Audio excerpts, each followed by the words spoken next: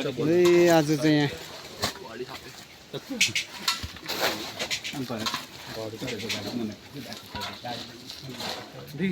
राखेको